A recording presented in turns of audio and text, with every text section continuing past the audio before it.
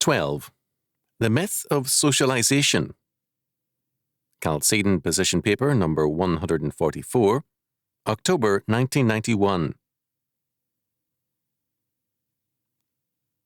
The sense of community once marked the United States, and from one area to another, a variety of cultures and communities existed.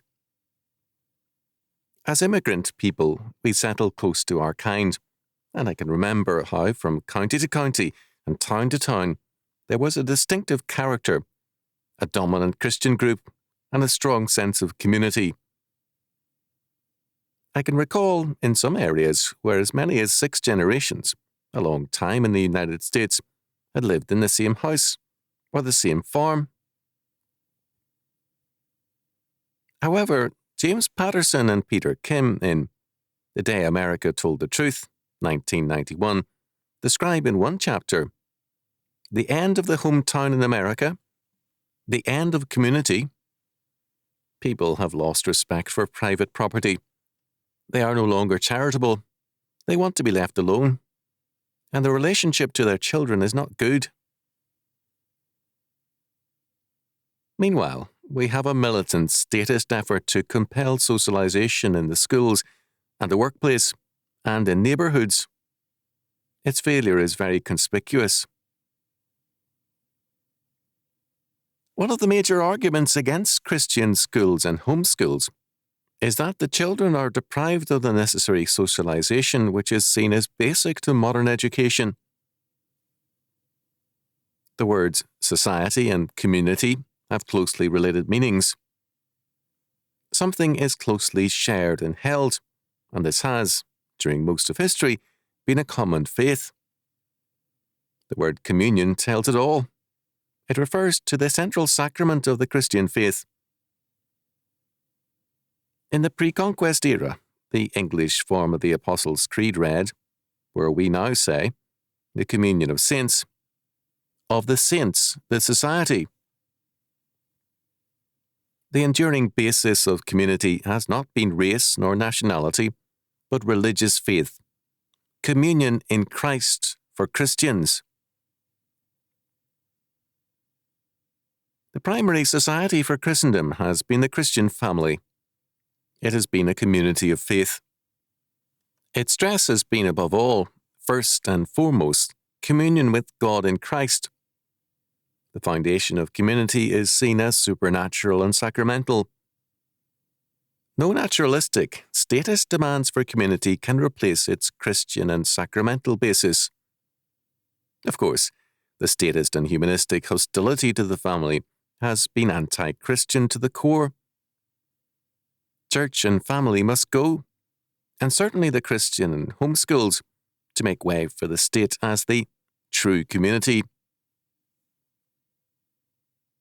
George Bernard Shaw wrote in The Quintessence of Ibsenism,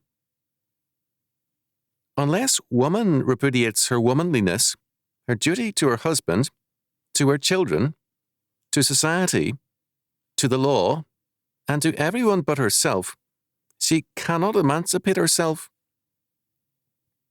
Cited by James C. Neely, M.D., Gender, The Myth of Equality, 1981, page 141.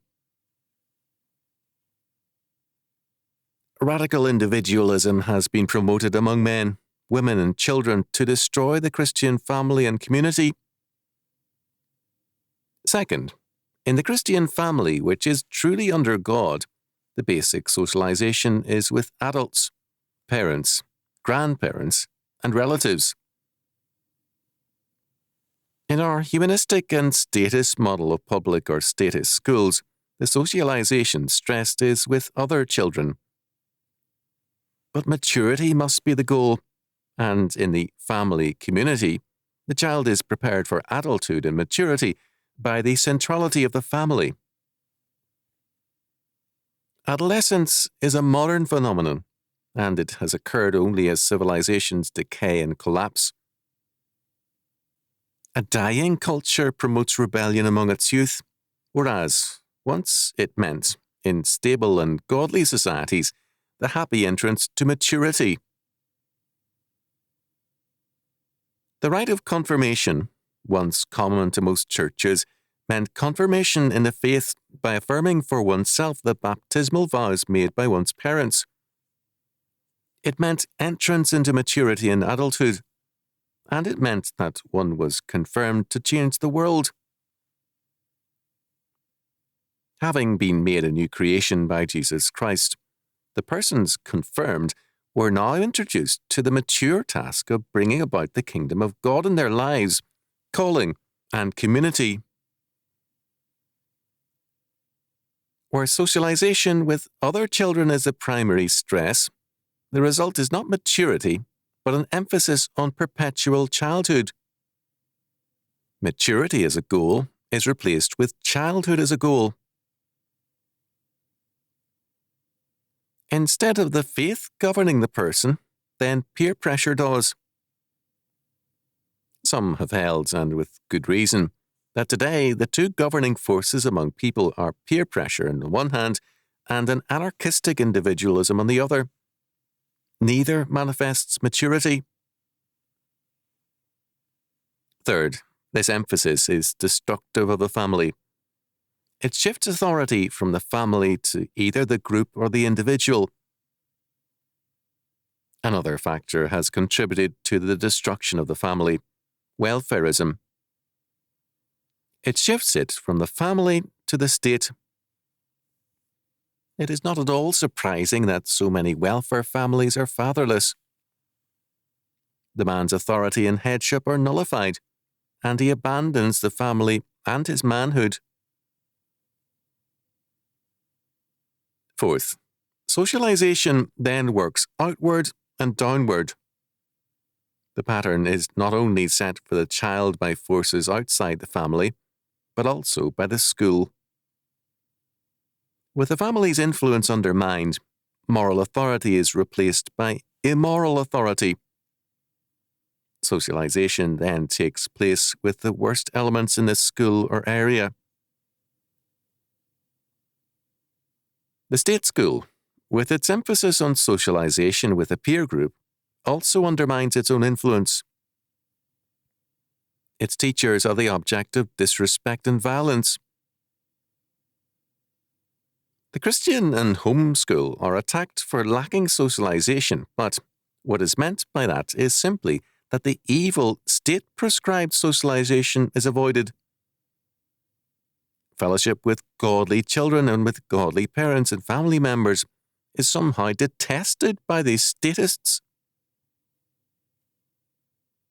Fifth, in demanding socialization through public or statist education, these humanists are insisting that true socialization must be beyond good and evil, without any moral consideration. The real world, for these educators, is an amoral and godless world in which all biblical considerations are invalid.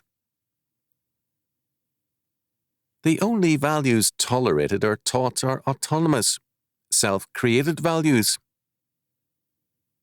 In other words, socialization for them means and begins with the tempter's program. Every man has his own God, knowing or determining for himself what is good and evil. Genesis chapter 3, verse 5. This type of education turns schooling into an agency of man's fall and a perpetuator thereof. Sixth, where peer pressure prevails, as it does in godless schooling, the moral and intellectual excellence is resented. The stress on peer equality means that superiority is out of step with the rest of the people. Basketball coach Al McGuire once observed, "I think the world is run by C students." It is indeed, and the situation grows worse daily. Cornelius Van Til spoke of the direction of all anti-Christian thinking as integration downward into the void. Before long, we will feel that rule by C students is wonderful, as the D students take over.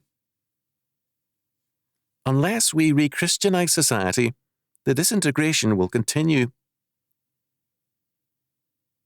Already, Patterson and Kim have found that among the sleaziest occupations in the minds of most Americans are drug dealing, organised crime bosses, TV evangelists, prostitutes, local politicians, and congressmen.